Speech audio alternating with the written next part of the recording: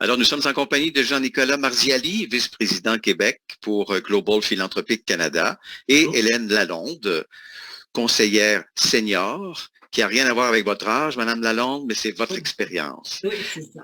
Jean-Nicolas, au début, peut-être décrire un peu la mission de Global Philanthropic Canada.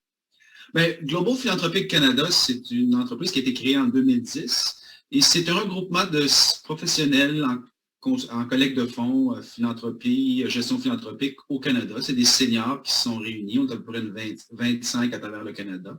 Moi et Hélène, nous sommes les deux premiers au Québec. Notre espoir, c'est de grossir nos rangs dans les prochains mois et prochaines années. Le but, c'est de servir la clientèle qui a des besoins de gestion philanthropique, de planification, d'amélioration des programmes de financement et de travailler avec des collègues du secteur pour les aider, les coacher et aider leur formation. C'est un peu la mission de Global Philanthropic Canada. Et Hélène, ça fait quand même un certain temps que vous êtes avec Global Philanthropic Canada. Quelle est la différence Global, justement?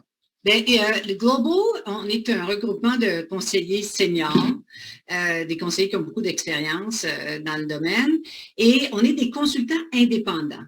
Alors, moi, je me suis joint à Global en 2016, mais j'étais consultante indépendante, mais je faisais partie d'un groupe de gens et on s'entraide ensemble. Alors, on reste indépendant comme consultant, mais on fait partie d'une compagnie qui est une plus-value finalement pour aider nos clients.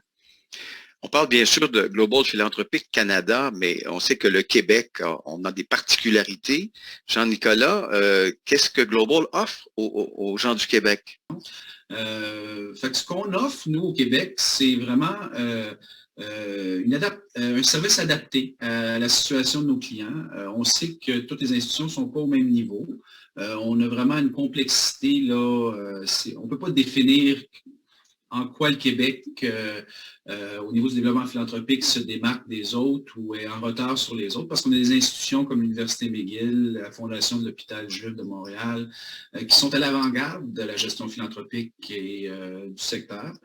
Puis on a d'autres organisations qui débutent ou qui ont plus de défis au niveau de la mise en place de programmes de financement, d'une culture philanthropique organisationnelle qui va au-delà de la fondation, parce que c'est souvent le problème qu'on voit au Québec. Souvent, il y a des fondations et il y a des institutions qui reçoivent les supports philanthropiques de cette fondation-là, qui n'ont pas nécessairement les mêmes visions, les mêmes orientations, et ça crée des défis pour les gestionnaires. La philanthropie, c'est très culturel.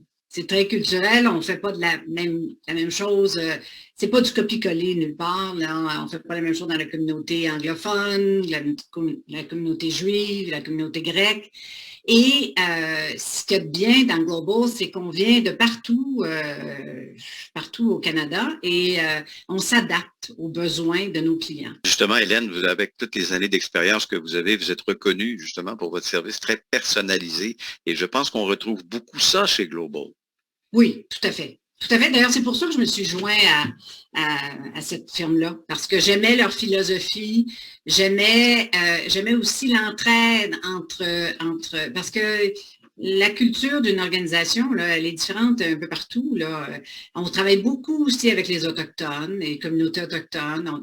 On est dans les francophones des provinces de l'Atlantique ou du Manitoba. Eux autres aussi ont leurs particularités. Jean-Nicolas, vous êtes partenaire majeur. Global Philanthropic Canada est partenaire majeur de l'AFP. Pourquoi c'est important d'être impliqué dans notre industrie, justement?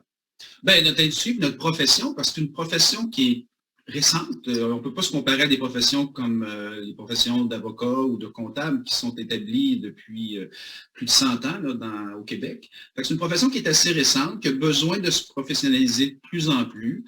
Il y a une certification internationale, il y a des formations qui sont faites pour les bonnes pratiques philanthropiques. C'est important parce que un des aspects les plus importants de la gestion philanthropique, c'est d'avoir la crédibilité puis d'avoir la confiance des donateurs et du public. Ouais. Et ça commence avec la gouvernance de ces organisations-là, qui souvent est une gouvernance bénévole. Comment s'assurer que les processus, les bonnes manières de gérer sont mises en place, mais l'AFP vient remplir ce rôle-là. C'est un plus encore. Moi, je me suis impliquée dans l'AFP pendant 8 ans au sein du conseil. Et parce que je trouvais que notre profession n'était pas assez reconnue. Il y a une façon de faire, on ne s'improvise pas dans notre travail.